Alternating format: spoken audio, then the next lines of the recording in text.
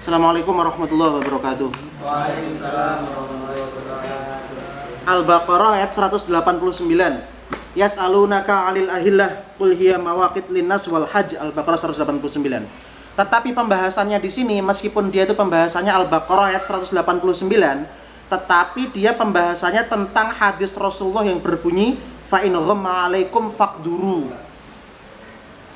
lahu. Sebenarnya ada lanjutannya faqduru lahu atau ada lanjutannya faqduru thalathina yauman.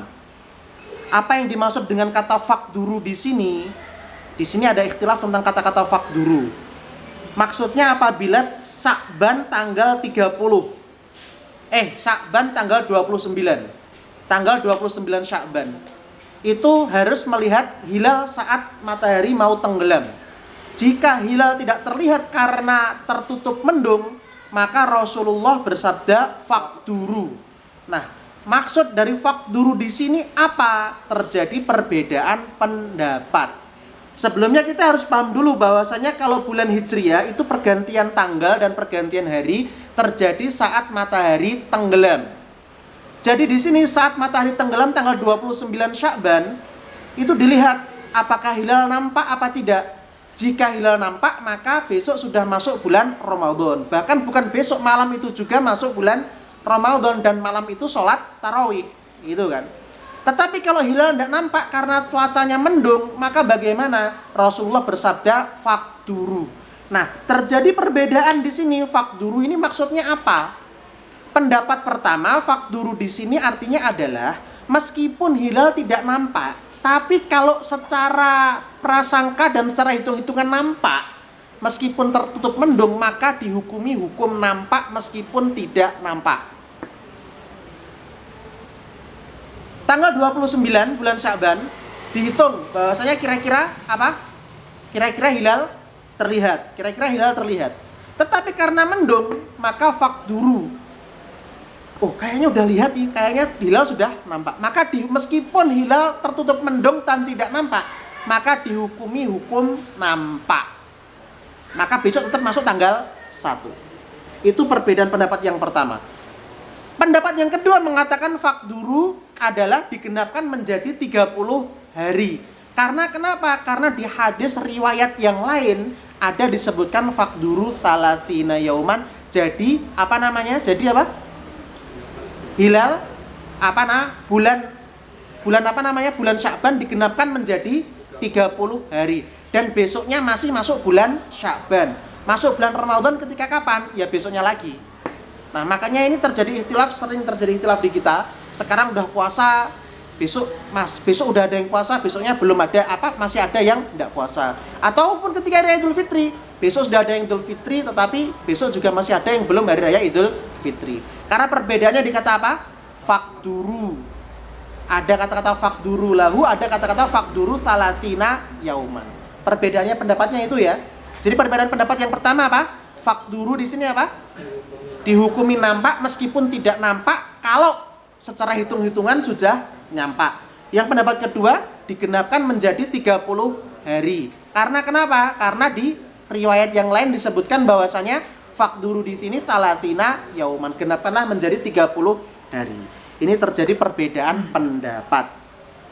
Lah terus kalau misalkan di suatu negara terjadi ikhtilaf antara ini, yang satu digenapkan 30 hari, yang satu tetap besok masuk tanggal 1.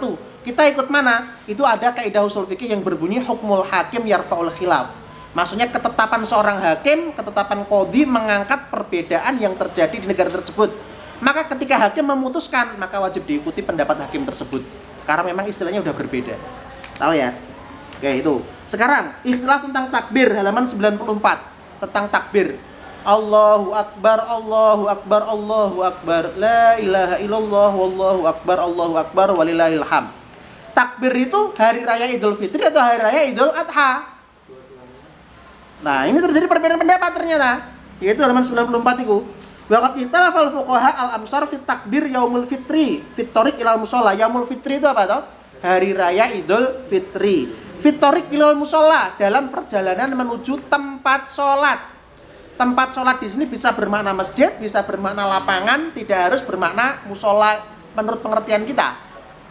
sholat id berarti. Hah? Tempat sholat id. Tempat sholat id. Nah ini terjadi perbedaan pendapat. Saat kita jalan menuju musola menuju jalan menuju tempat sholat, kita harus takbir apa tidak?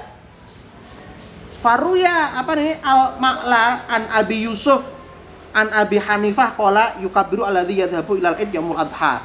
Jadi yang disunnahkan dalam perjalanan dari jalan menuju tempat sholat itu hanya ketika hari raya Idul Adha.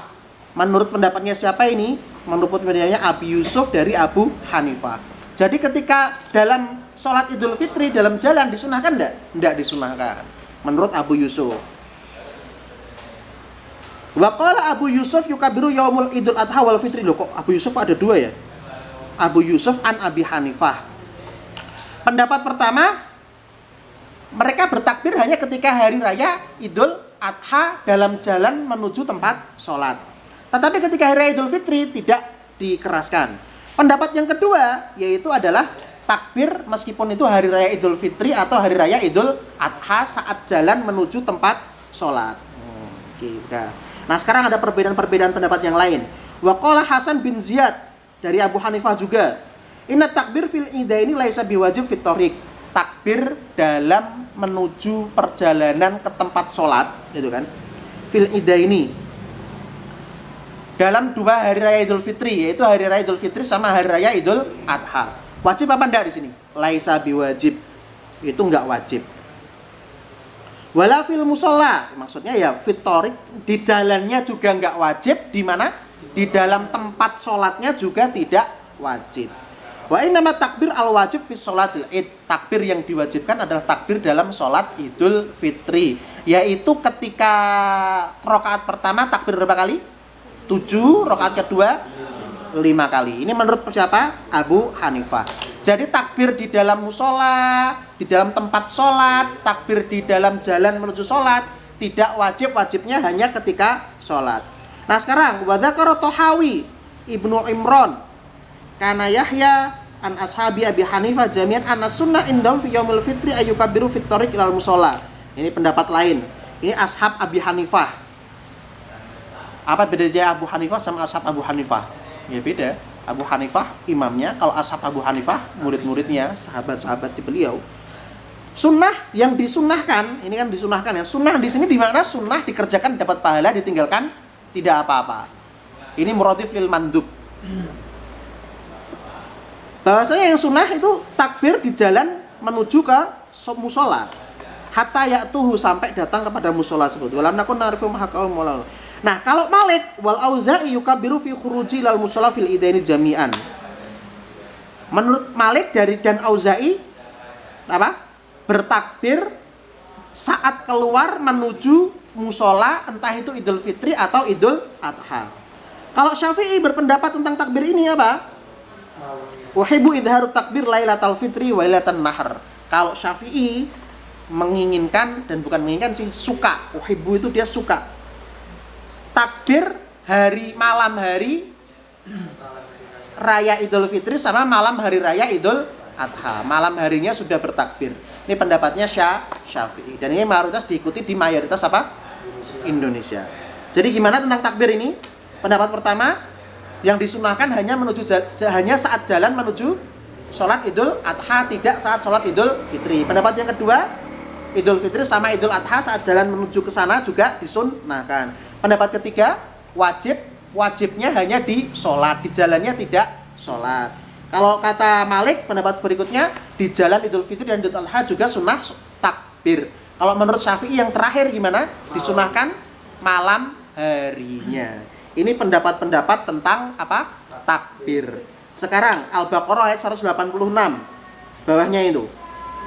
Wa idza sa'alaka 'ibadi anni fa inni qarib ujibu da'watad da'i idza da'ani falyastajibu li wal yu'minu bi la'allahum yarshudun. Jika hamba-hambaku bertanya tentang aku, bahwasanya saya itu dekat, saya mengabulkan doa. Ini terjadi ikhtilaf tentang asbabun nuzulnya. Asbabun nuzulnya ikhtilaf sampai 4. Terjadi ikhtilaf sebab turunnya ayat ini apa saja sih, sebab turunnya ayat ini, gitu kan? Sebab turunnya ayat ini apa saja? Yang pertama, minha anna a'rabiyan jaa ila Nabi sallallahu alaihi wasallam faqala aqribun rabbuna fanunajihi au ba'idun fanunadihi. seorang A'robi datang kepada Nabi dan berkata, Tuhan kita itu jauh sehingga kita harus menyerunya, atau dekat sehingga kita bermunajat kepadanya gitu kan. Tuhan kita itu dekat, kita bermunajat saja, atau jauh kita menyeru. Kemudian diturunlah ayat ini. Ada seorang A'robi tanya kepada Nabi, Tuhan kita dekat atau jauh. Kemudian yang kedua, minha maruya annahu alaihi salatu wassalam kana fi ghazwah. Saat ini sedang di perperangan, tapi tidak tahu disebutkan perang apa ini. Dan saat peperangan tersebut, sahabat-sahabat Nabi mengangkat suara mereka. Mengangkat suara mereka maksudnya adalah mengeraskan suara mereka dengan takbir dan tahlil dan doa. Dikeraskan suaranya. Kemudian Nabi Shallallahu Alaihi Wasallam bersabda, Innakum la tad'una asam wala ghaiban, innama tad'una sami'an qariban. Kamu itu berdoa kepada Zat yang maha mendengar, bukan Zat yang bisu dan juga tuli yang enggak tuli. Kamu enggak berdoa kepada yang tuli, kamu itu berdoa kepada yang maha mendengar. Rasulullah berdoa seperti itu. Maaf, kok berdoa apa namanya? Bersabda seperti itu. Di mana? Saat ghazwah, saat perang, sahabat Nabi berdoa dengan mengeraskan suaranya.